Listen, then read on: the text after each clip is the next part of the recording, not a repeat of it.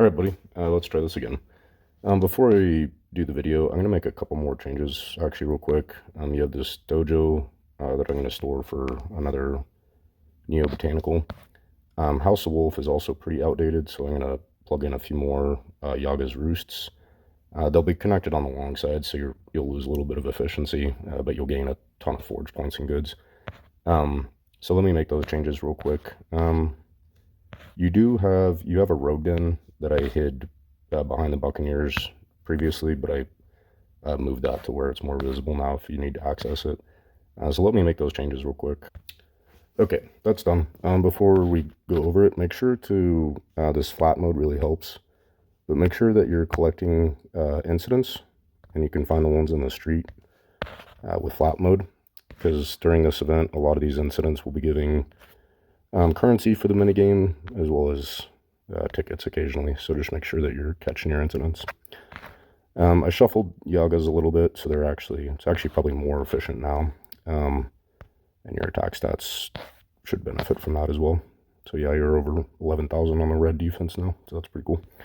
Alright, let's get into it. Alright, let's go over basic structure first. This back row is kind of self-explanatory. Neo-Colossus. Pyramids and metros can be stored for more Neo-Colossus as you get them. Keep the escutcheons though, those are pretty awesome. So healthy attack gives QI recharges, plus finish special fragments. So keep the escutcheons. But pyramids and metros give you 6 placeholders for more Neo-Colossus as you get that. Let's see. I did plant this shrine thing from this event. So as you get the upgrade kits for that,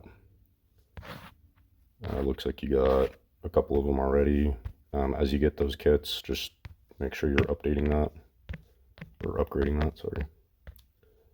This will help with your happiness as well.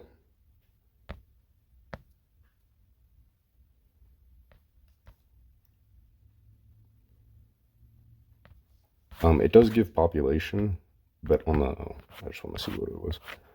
It does give population, but on the higher levels,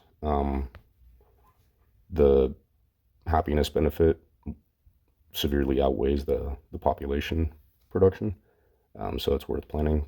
Really nice for blue stats, forge points, and goods. So just keep that upgraded as you go. I planted 2 more asylums, I think, plus the 2 mythical manors, so QI blue, QI red, and then a bunch of these roller coasters. That's part of the issue with your happiness, honestly, is all the Halloween stuff. They're awesome buildings. Like there's 130 over 130 red.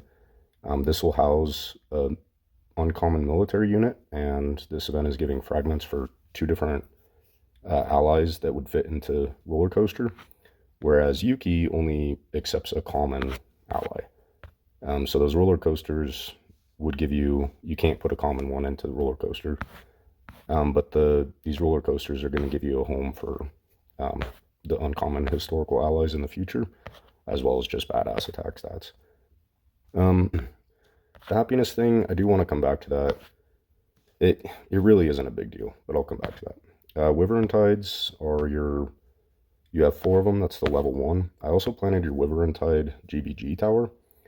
It was in storage. I don't know if you stored it or if you just had it and never planted it. Pretty healthy attack stats though. The level 2 is obviously better and roadless, but still pretty healthy attack stats. It also gives the Wyvern Tide selection kit that will allow you to upgrade the Wyvern Tide production buildings into roadless. So I do recommend hitting this thing with your Blue Galaxy charges, just until you get the Wyvern Tides upgraded in a roadless area. The Wyvern Tide production thing by itself is still pretty awesome, but it's definitely better if it's roadless. There's 35%, over 35 red, some blue stuff as well, plus population neutral. Obviously pumpkins are going to be the other half of your production there. So rival stuff, so you've got 13 production buildings. That should cover you on the supply task for rival. I also planted a bunch of buildings that give rush kits, so that'll help you. You don't necessarily need more production buildings, you just need to complete the ones that you have faster. So I actually only have 5 production buildings. I have 4 with and 1 of the koi ponds. But I get so many of these rush kits that even if it's like finish 60 1-hour timers, I've got to burn up 12 kits to complete that task. But I generate so many of these rush kits that it doesn't even make a dent in the inventory. So I do kind of want to help you get in that direction where you need fewer production buildings, because the pumpkins are honestly they're brutal. I am going to talk more about the pumpkins too, but they're really not ideal. So the less of them you can have, the better. So that covers supply for rivals. Goods building, just leave this planted and just run it on 1-day timers and collect with the rest of your city. Like, there's no reason to just leave it there being idle, you know? So just collect it with the rest of the city as you go. It'll help you with some previous era goods, but it's mostly for the rival. They take like 17 hours to build or 250 diamonds to rush it. It's just not worth planning and replanning it every time we get a rival. So just leave it permanently planted. The last thing that you'll need for rival is going to be troops. If you plan to stay in Titan, I would leave both of these Glimdrake Riders current era, because it's permafrost drones. If you do jump up to Space Hub though, leave one of these in Titan and then one up the other one. So that's the setup that I have. And I just use the Glimdrake Riders with a finished special kit to complete the rival task. So I have 2 Glimdrake in Hub, 1 Glimdrake in Titan. So if the rival asks for 20 current goods, finish the Hub. If it wants Titan goods, finish the Titan, right? Makes sense. Pretty obvious. The other option, if you do not, I don't think you have a bathhouse, do you? I don't remember if you have a royal bathhouse. I thought you did, but I'm not seeing it. Oh, yeah, there it is. Okay. The other option would be, because this is 20 random units, so the other option, if you plan to stay in Titan, would be to use a 1-down kit on the Royal Bathhouse, so it's producing Jupiter troops. The forge points and guild goods would stay the same, but it's random units. So if you're staying in Titan, the random units isn't as valuable as the guaranteed permafrost drones. So you could do a 1-down kit on the Bathhouse. That would be my recommendation, because the other option would be you'd have to hit the Wonderland Pyramid with a 1-down, but then you'd have to hit it twice with a finished special in order to complete the rival tasks that ask for 20 troops of the previous era. You could use a previous era barracks with Traz, but I'm going to encourage you to delete Traz, so I wouldn't necessarily count on that as a solution. I think the best way to do it is with a previous era Glimdrake or Bathhouse, and then just hit it with a finished special when you need to complete that task. I think that's the long-term strategy. I am going to talk more about Traz. Let's make sure I didn't forget anything else. Planted 2 Yuki towers. You have a bunch of gold and silver upgrades for that, but you don't have many of the selection kits. I did plant a few buildings that will generate selection kits for the base and the upgrade. So as you get more of those, just pay attention to that. And I do encourage you to plant more of those as you get them. Pretty awesome attack stats, plus QI benefit, and 108 forge points. You can't go wrong with that. Planted a second eco, and I do recommend planting a third. You have that in inventory as well, and I'll map out a home for that for you. Okay, let's talk about happiness real quick. You need 185,000 to reach your euphoria. I'm going to disconnect. It's going to disconnect your Traz as well as Atomium, 2 of your happiness providers. Oops. And now you need 252,000. So that little piece of road is giving you 70,000 happiness, but it still didn't drop you into the negative metric. It takes a lot to get. Come on, why can't I collect that? There it is. It takes a lot to get into the negative happiness metric, and honestly, the only thing it's going to reduce is your coin and supply production from main city. Um, the the alternative to that is just to continue leveling up your seed vault, which is a benefit to you anyways, as well as your chateau. The other solution here is to use your tavern boost for happiness. I can't see it because you got the city shield thing. There's a 120% tavern boost for happiness. I think it's about 2,000 tavern silver to activate that. And then a third option for coin and supply is going to be all these boost kits that you've accumulated primarily from the druid huts, and you have a lot of these. You can only use 10 of them at a time. So, I mean, if you use all 10 every day, it's going to take you 2 years to burn through those. So you might as well start doing that. Supplies, you don't have as many, but you do have a few of those as well. Yeah, you got a few of those. When I run Tavern Boost, I usually just do, it depends. If there's no event or no rival going on, I do a 1-day supply timer. The supplies helps with Stellar Warship cost. You don't have it built, so you won't be able to see the level cost. But Stellar Warship requires supplies to level up, and it starts getting expensive.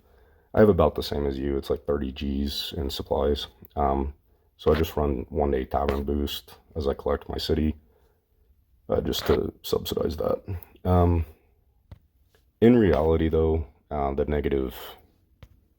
not euphoric, it's not even negative, it's just not completely euphoric, is really not the end of the world.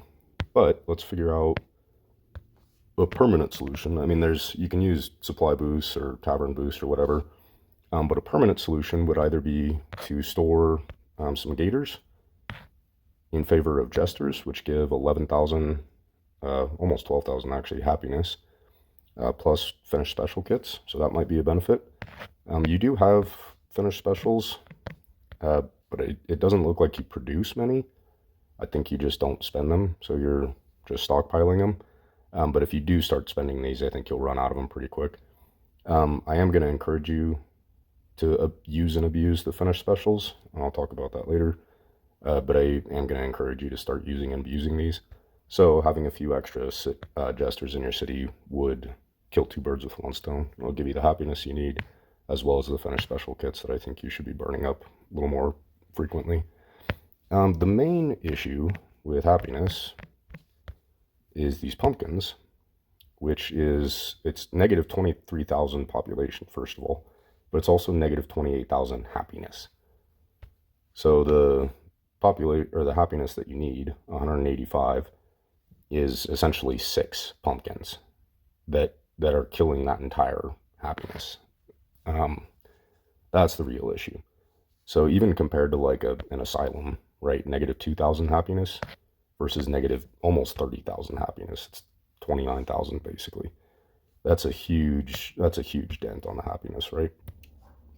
So on the pumpkin note, there's kind of 2 schools of thought here.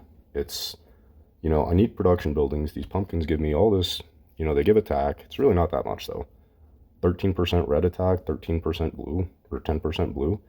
That's really nothing to write home about. It's cool that it's a production building that gives attack, but the negative population and the negative happiness doesn't necessarily justify a measly 13% attack. So there's one school of thought that's like, yeah, I'm going to plant this badass production building, but it chews up so much population that then I have to plant kind of mediocre filler to get my forge points and goods, right? This is my supplies, this is my forge points and goods, but I spend all my population on the supply side, so I don't have a whole lot of population for the goods side. Versus using cheap production buildings, and I'll give you a couple options for that. The Holly Hollers, I'll have to look. I think it's like maybe 15,000 population drain. So these are pretty expensive on population as well. But check out the stats. There's 100 guild goods, 128 previous, 64 to you. Really nice attack stats plus some QI benefit, right? As well as store buildings and 6-hour rush kits. So that's a better use of population versus a pumpkin, right? These sled pups are also pretty awesome. 36% red over red, plus some troops. You don't really use those in Titan era, but in Space era, those are actually the best troops. Plus 15 forge points, right? Does that Does that trade-off make sense? So there's 8 forge points, 17% red. There's 15 forge points, 36 over 36 red. Population neutral, right?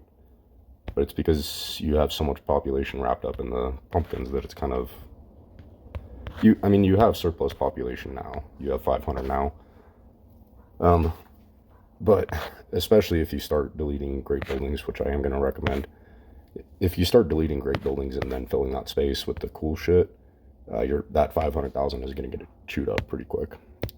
So I have 5 productions, like I said. When I did have 10, I was using these cider mills. The base version is a 2x3, so the size of a jester, and it's only 87 population. No attack stats, right? But there's no happiness drain, and the population drain is pretty reasonable on that. So population neutral production buildings, and you do have enough of those because there's selection kits in here for that as well. Yeah, at the very end there. So you have 6 of those in storage. That would be my recommendation. Ditch the pumpkins. You'll lose some attack there. Well, we'd have to shuffle some things to fit a 2x3 in there, but that would be my recommendation. Ditch the pumpkins. We can rearrange a little bit. Fit some cider mills in there. You'll lose a little bit of attack, but you'll get your population and your happiness back. And the population that you save, we can go crazy and plant, ditch your population neutral stuff like Fetas that's not necessarily a great building. We can ditch those and plant some more badass population consumers. Let's check those real quick. So the hauler is negative 16,000 and the sled pup's negative 12,000. So pretty expensive on population. What does that come out to? You have 514 available divided by 16,000 drain. You could plant 32 of those and then be out of population. I don't think you have 32 of them in inventory, but you have enough to start making a dent in your population. You know what I mean? So that's my recommendation for long term, but you're not going to be able to make that change overnight. You do need to, well, step number 1 would be deleting some GBs, and I know you're not necessarily emotionally ready for that yet, but eventually I think you'll reach the point where you start looking at those as just a giant paperweight. So let's get into that. Traz, you asked about your barracks. You don't have one. You do have a rogue den, which is just something that allows you to collect Traz. Otherwise, it's not collectible. That was the first step when I deleted Traz, and I didn't really even do it intentionally. I just got tired of the wasted space of having a barracks. And I kind of sort of started out using it as temporary space, like for turning grounds or temples or something like that.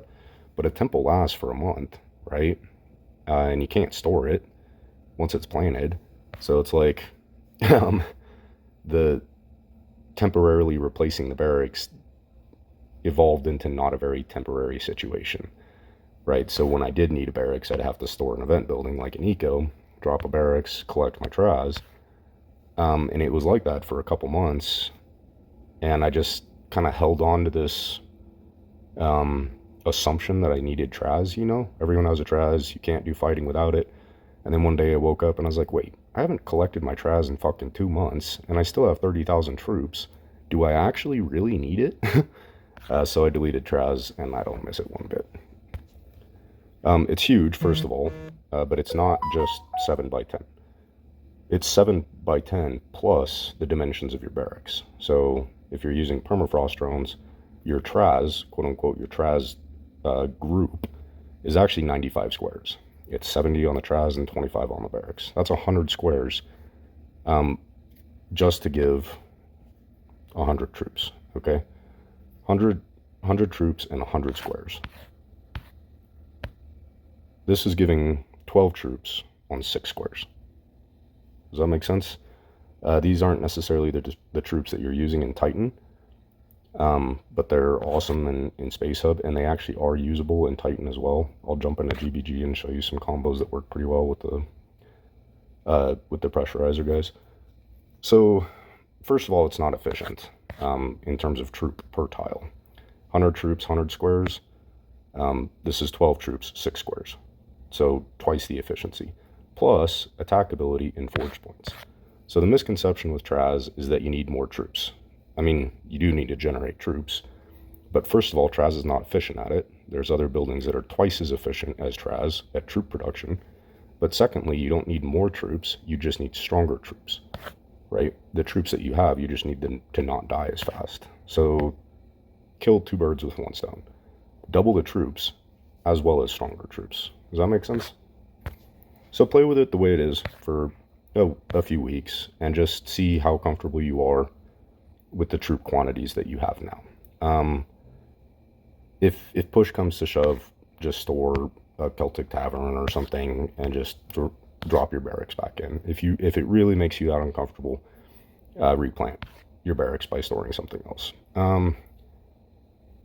I don't know exactly how much. It was about 3,000 that I added to your red stats. I think that improvement on the attack side is going to change your comfort level with using troops. You'll still get injuries pretty often, but I don't think you'll see as many deaths going forward. So hopefully that makes you more comfortable. And then after a month of just collecting rogues, it's not that you need rogues, it's just something to collect Traz with. And after a month of just getting rogues from Traz, check your permafrost drone quantity, and if it hasn't decreased, okay, well, maybe if you don't need the barracks, you don't need the Traz, right? Makes sense? I forgot to mention this, but another good option for troops would be airships again, because airships do give permafrost drones. I was originally going to store, you had 14 of them, and I was originally going to store Feta and leave the airships, but I wasn't sure how quick you're planning to move up to the space hub, because the fast units, their sentinels in space hub are garbage. Like I have 42,000 of them and I don't use them. They're trash in space hub. So if you were gonna move up to space hub in the nearish future, you'd basically just burn up store kits twice. You'd burn them up to store the Fetas and then burn them up again to store the airships. So I just store the airships for now. But if you do decide to delete Traz and stay in Titan, just fill the whole Traz footprint with airships, honestly. And those are giving, I think it's 4 drones daily. Yeah, you've got plenty of them. Three drones. How many could you fit in there? You could fit 17 of them in there, so that's 52 airships daily, plus a ton of forge points and goods. So like I said, I didn't want to jump the gun and store Feta if you were planning on moving up to Space Hub. Either way, I think you should delete Traz. So when you do pull that trigger, fill it up with airships if you plan to stay in Titan. If you plan to move up to Space Hub, don't use that space for airships because the troops are not good, like I said, in Space Hub era. Okay, next great building on the hit list is Kraken, which stings because there's 80 forge points plus some quote-unquote attack ability. Like there's an attack benefit to this, right? But unless you really time your Kraken collection, like when you're maxed on attrition, and then you collect Kraken, so you get 24 somewhat boosted fights. Like it only applies to 24 fights. So if you have 0 attrition when you collect your city, the benefit of Kraken on the fighting side is pretty much wasted. It's 80 forge points, but people think of it as a fighting building, but it's not. Same concept with Traz. Traz is not really an attacking building. It gives you troops, but there's other ways to get troops. This gives you some cushion on higher attrition, but first of all, it's limited, right? It only applies to a certain number of fights. And the other way to overcome attrition is by continuing to level your Arctic Orangery and your cat, right? Which I think you're capped on cat just because of the dark matter thing. Probably another reason to jump up to hub though. The fighting is so much better in Space Hub. I don't know, like I said, I don't know when you're planning to jump, but probably the sooner the better. The fighting is so much better. Back to Kraken though. It's a lot of forge points, but ultimately it's not really a fighting benefit. Another thing that's 5x5 would be a pair of Yaga and Nightshade. That's 5x3 and 5x2. Yaga is 75 forge points plus some goods, and I think it's 95 over 75 red. So that's some fighting benefit, right? That's permanent fighting benefit that those red stats are going to apply to every fight, not just 24 slightly easier fights at high attrition.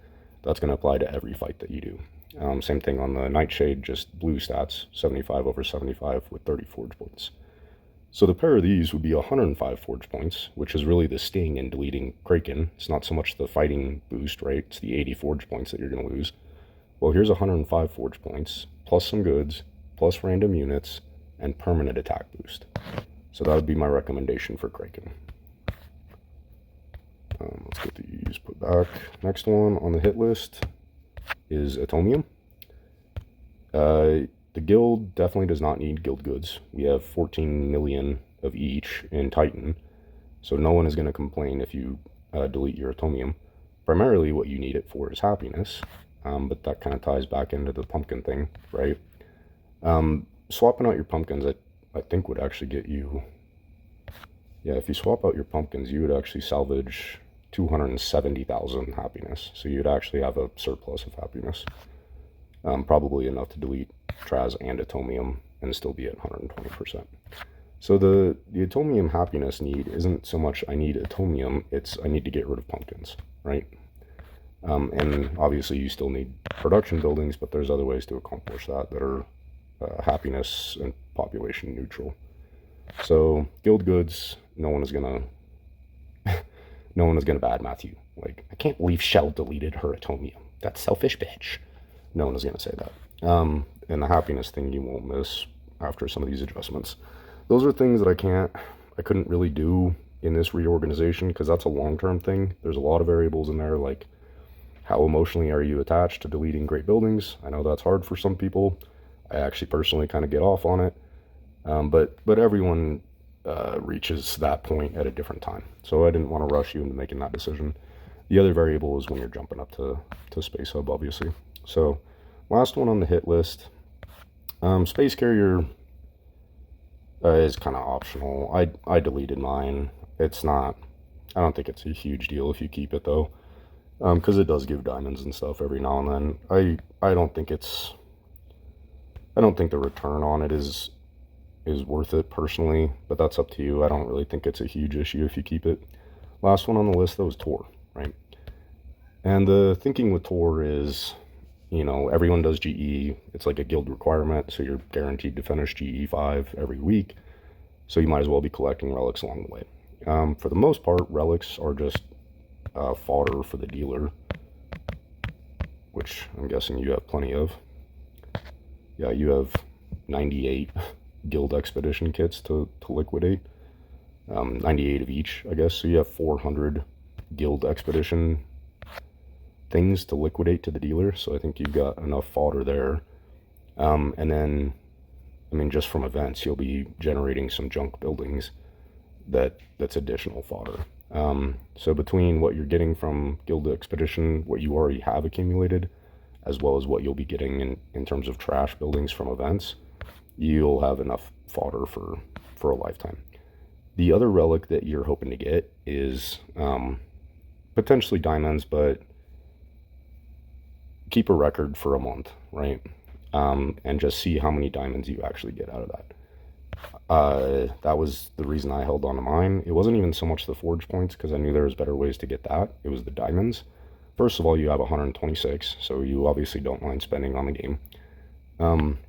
But level up your seed vault, like I said, and that'll help you on the supply side as well as the diamond production. So keep a record for a month if you want, and just see how many diamonds you're actually getting out of GE, but I don't think you'll be impressed with it. When you collect a diamond relic, you're like, oh yeah, this is why I keep Tor, it's so worth it. But if you actually sit down and look at it over the course of a month, you're like, wow, I collected diamonds twice, you know. So in terms of relics, it's diamonds, which you're not going to get a lot of, guarantee it, or fodder for the dealer, which you have plenty of. The other option, or the other opportunity there, is that big 200 forge point jackpot where you're like, yeah, this totally justifies a tour, right? Not the case though. A better building, same footprint for tour would be another eco, and you do have a full kit, like enough selection kits as well as the gold upgrade for a third one. 145 forge points daily and guaranteed. So one of the relic, desirable relics, right, is that 200 forge points. But keep a record of what you're getting from your tour, and look at it over the course of a month. See how often you're getting diamonds, see how many forge points you're getting, and I guarantee that 145 forge points daily, guaranteed, is going to add up a lot faster than the 200 or 100 forge points from tour that you get here and there. You know what I mean? Plus goods and units. The other cool thing with ecos though is 28 finished special fragments. So when I collect my city, I start with Blue Galaxy first, obviously. Collect all 6 ecos, but then I go back through and refinish those 6 ecos and collect them again with Blue Galaxy charges. Because if this doubles, that's 56 finished special fragments, essentially 2 complete FSP kits. So if I spend 1 FSP on it and generate 2, I actually gain a finished special kit by using 1. Does that make sense? I usually farm that way, but if you don't want to burn up your FSP kits, you can just collect, you know, Orange Dreams, Eternal Market's a good one, there's 180 forge points. And then just collect your ecos. Collect Evergreen, there's 90, that's pretty healthy.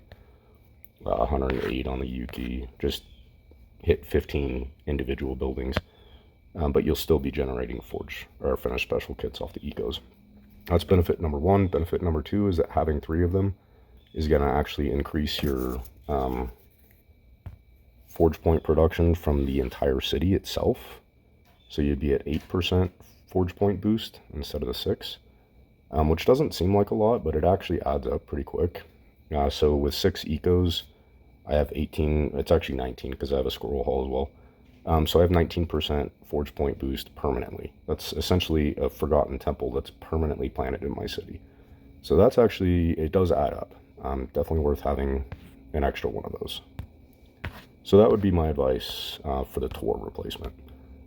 It's goods, troops, shit ton of forge points, plus finished special kits to the point where, I mean, theoretically, you could just infinitely collect eco.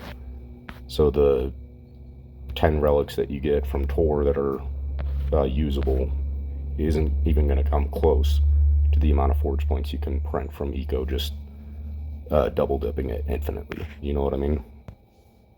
So just to recap that.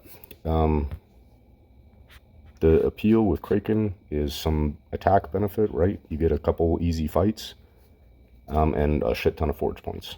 Replace with even more forge points and permanently stronger troops. The benefit of Tor is that occasionally you get a cool trinket. Replace with Eco and get those trinkets guaranteed every day. The benefit of Traz is troops. So if you stay in Titan, plan a bunch of airships, it gives you troops, but it's also stronger troops because it's adding attack ability. Delete Atomium. You don't need the happiness, the guild doesn't need the goods, so delete Atomium for Yukis would be my recommendation, which is kind of why I grouped them in that corner. Yukis will give the fragments for Puppy Hauler and Sled Pup. Plus it's just a good Blue Galaxy target at 108 forge points. As well as room for allies. I forgot about that little benefit because you have a couple allies that you don't have a home for. So that's my recommendation for great building deletion. All right, let's move on. Next big building to look out for, these Eagle Mountains. There's a Serene upgrade this event. I don't know if you're planning on buying the gold pass. I will. I haven't done it yet, but I will eventually do it. This is pretty nice for just badass attack stats, first of all. That's 208 red over red, plus some QI red. Forge points and goods is kind of meh. 26 forge points, 52 goods. It's kind of meh. But the attack stats on it are badass. That's 104 red over red plus 104 for GBG. That's pretty badass. So you can also get, I think there's a couple, yeah, I think there's a couple of them just in the base pass if you choose not to get the gold pass. So depending on how many of those, you have more of these in inventory.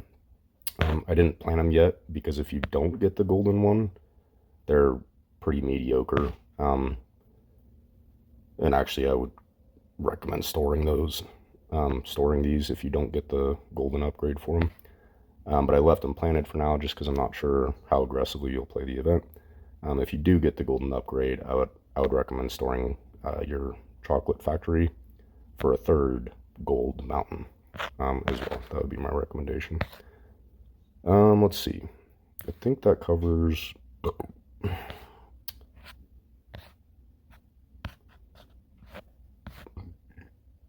I think that covers everything. Let's talk about QI. That's the last thing on the list. I think I've covered everything else. Yeah, I don't think I forgot anything. Let's talk about QI. I want to check your settlement first. Hopefully you built it. Nice, you planted an arch. I'm proud of you. And a farm. You go, girl. Alright, I don't know if you did the arch at opening, though. I hope you did. Settlement looks good, though. You do have some empty space. As a general rule, I don't keep arches permanently planted. Like, the space is better used with just temporary housing. I'm going to collect this for you. I'm not going to spend it. I'll collect it for you. There's no reason not to. It's just going to delay your timer. I'm not going to spend anything for you because I'll let you do it, but might as well collect it.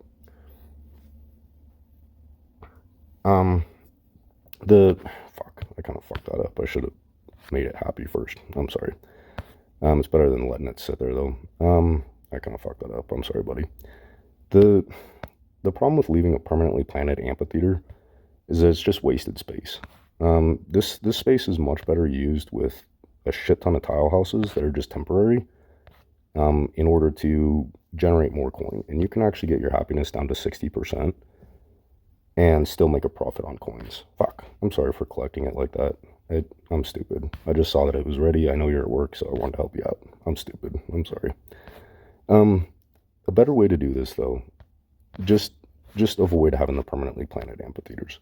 As you collect, you'd be at 60%, so collect and delete 4 houses, and then plug in an amphitheater, right? Collect and delete 4 houses, plug in another amphitheater.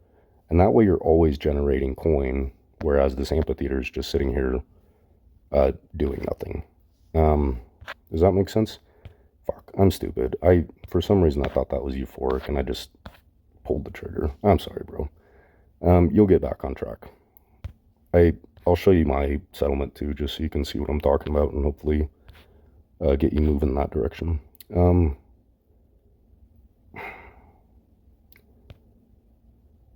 I don't know when you get off work, so I don't want to fuck with it anymore. Coin, though, this is where, I mean, you have enough supplies to plant another farm, but you need the coin to do that. So that's where that temporary coin thing comes in, where if this space was extra coin, you'd be that much closer to getting a farm. I'm not going to fuck with it anymore. The correct way to do this is to move this butcher out of the way, extend your roads out, keep running more houses, and get back on track. I'll show you my layout, though, my QI layout. I'm stupid. I'm sorry. I feel so terrible about that. I don't think you lost much, honestly, but it was still dumb of me. Okay, so QI boost. Let's talk about this. Oinks. Between the oinks and the harvest hubs that I planted, I don't remember where I put those. Oh, they're up here. You'll have enough supplies at opening to plant an arch every single season at opening. Don't you'll have enough coin to plant a farm as well, but don't give into that temptation. There was a lot of people in Uprising that were doing that when QI first came out. It's a blunder, and nowadays everyone has come around to see that the arch is actually a better investment at opening, because it gets rid of that need for amphitheaters just chewing up space all the time. So you have enough oinks to always be able to plant an arch at opening, plus it's additional goods for the start of opening. I didn't even check that. Did you use your goods? Oh, okay. How many expansions did you play? Nice, okay. So I'm going to let you figure out where to do this. I would go with an expansion that doesn't have obstacles in it. But part of the reason why I planted the QI stuff that I did was so that you have enough surplus goods to buy. So you haven't made your building selections yet either. I guess I don't feel that bad because you don't really go crazy on QI. Get the small goods buildings. It's cloth, iron, and jewelry. Those are the small ones. There's really not a better way to do that. I'll let you pick your troops, but in terms of goods, just go with those three every season. They're the smallest, so and there's no there's no benefit to having ebony or limestone like there used to be. So just go with the small ones. Like I don't know why anyone picked ebony, but whatever. But the nice thing now is that you have 36 ebony, but you don't have an ebony building, so you can actually buy your first expansion with a good that you won't be producing for the rest of the season. It's essentially a free expansion, right? And then your next expansions, you can piggyback off of these three resources and get some seriously discounted expansions. So I'm not going to fuck your shit up anymore. I'll let you pick where you want your expansion. But you do have a free one from goods. Just make sure that you use ebony or limestone and save the goods that you'll be producing throughout the season to get other expansions. Make sense? I'll let you pick your troops. I recommend Bleast, obviously, but then the archers and legionnaires. They're both actually kind of useful for fighting. For troop donation nodes, the archer is the smallest, so it's the most efficient to print troops for the purpose of donating. So Oinks got you covered on supplies for an arch. The royal carriage. You have enough coin. Everyone does. You'll have enough coin at opening to plant the arch as well. But having a couple extra royal carriages will give you a head start towards planting a farm on round 2, plus permanent coin production throughout the season. So going forward, keep 3 oinks ascended at all times, and keep, you really only need 2, but if you want to keep all 4 ascended, that's fine, but a minimum of 2 royal carriages ascended at all times. The other one that helps is the sled pup monuments. So oink and sled pup both give initial goods. Make sure that you have 5 of these. It doesn't matter if it's 4 oinks and 1 sled pup, or 3 oinks and two sled pups, but make sure that you have 5 of these ascended every Wednesday. Well, not every Wednesday night, but once they expired, if it's Wednesday and QI starts the following morning, make sure that you have 5 of these ascended. That'll give you enough goods for the free expansion there. The extra QI troops, I don't really care about. It's a luxury, but you don't really need them. Like extra QI troops on the royal carriage as well. That's not the main reason to ascend them, though. It's the initial resources to start. Extra troops is just a luxury and just kind of delays how long you need to plan a ballista camp, you know. So vagabonds, planted a few of those. Helps with finish all kits permanently. This is the base version, so the non-ascended version will still give you a surplus of coin and coin boost throughout QI. This is the base version. You can ascend it if you want, but don't use the general kit. So don't use this kit, because this kit also has oink things, which is a better use of a kit. So if you want to upgrade your vagabonds, it's not going to hurt, but the base version gives QI head start always, permanently. If you want to upgrade it, that'll give you 10,000 coins instead of 5,000 coins. But a better use of those kits on the coin side is Royal Carriage, which the base version gives you 0 coin. The Ascended version gives you 20,000 coin. So much better use of the general kit on the Royal Carriages. And then Oink is paired with Harvest Hub on the supply side. Same concept. So if you want to upgrade your Harvest Hubs, that's fine. But just use the dedicated Harvest Hub kits and then save your general kits for the Oinks. So all 4 of these, Harvest Hub, 5, sorry, all 5. Harvest Hub, Vagabond, Carriage, Oink, and Sled Pup need to be ascended once they expire. Like if they're, because like the Oink is good for 30 days. I just planted it. So you're not going to have to mess with that for the next couple seasons, you know. But once they expire, make sure that you upgrade these on a Wednesday night.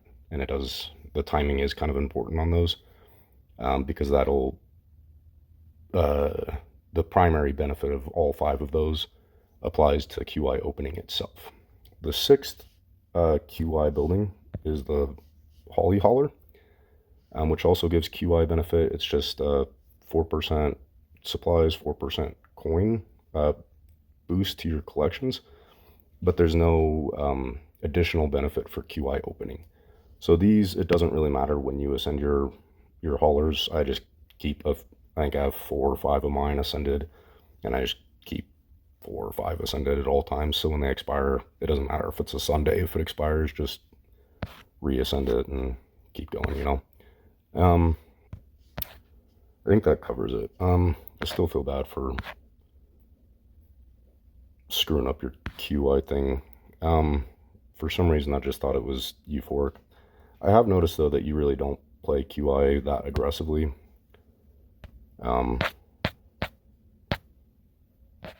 Yeah, you're down here. So hopefully that doesn't hurt your feelings too much. I'll at least move you up to here. I'll let you pick where you want to go from there. Hopefully that doesn't hurt you too much. Part of the big part of QI is just the settlement itself, honestly. Sneg and I have different layouts, but we have the same buildings every phase, essentially. We just organize them differently, but we both have the same buildings and the same strategy. So I'll give you my layout. If you want to get her layout, I would recommend that too, because we both accomplish the same thing. And that's to build a farm. First building I build. I don't even build tile houses or roads when I start a settlement. I start with the arch. Sorry, I said farm. I meant arch. Arch is the first building that I plant every season.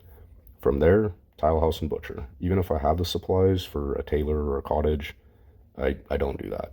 Just tile house and butcher. And the rationale behind that is that tailor, the public bath, like the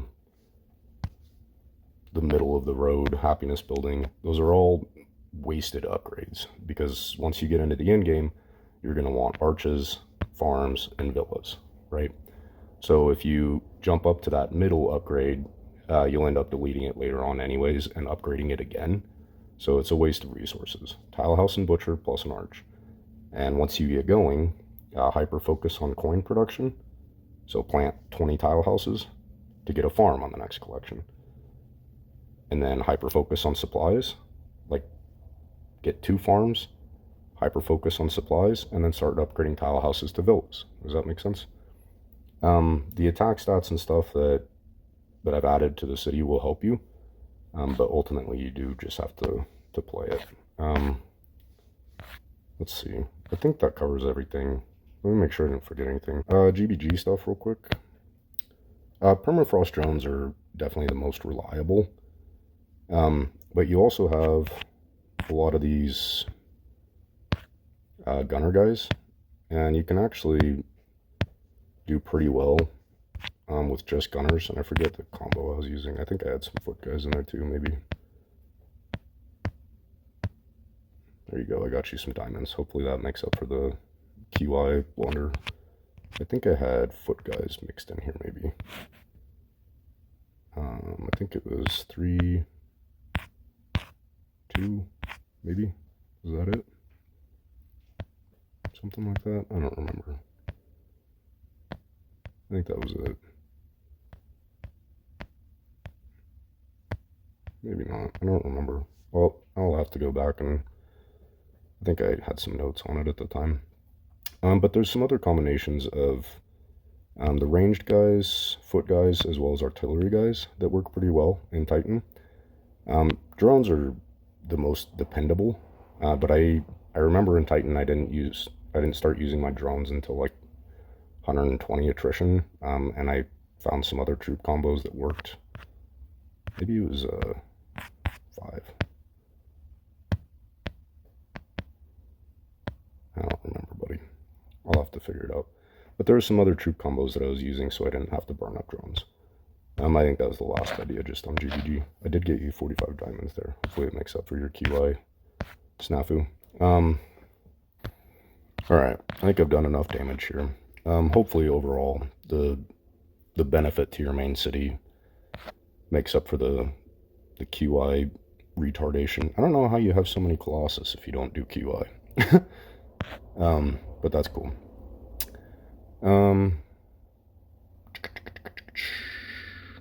I think that's it. I can't think of anything else. Oh, so sled in Space Hub, the heavy units from Sheepshire are actually pretty useful as well.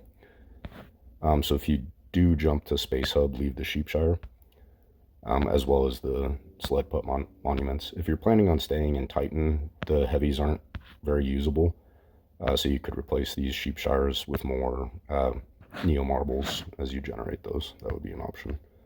So I think that's about it, though. I'll send you another clip of my QI layout though real quick. So all right, I'll talk to you later, buddy. Bye.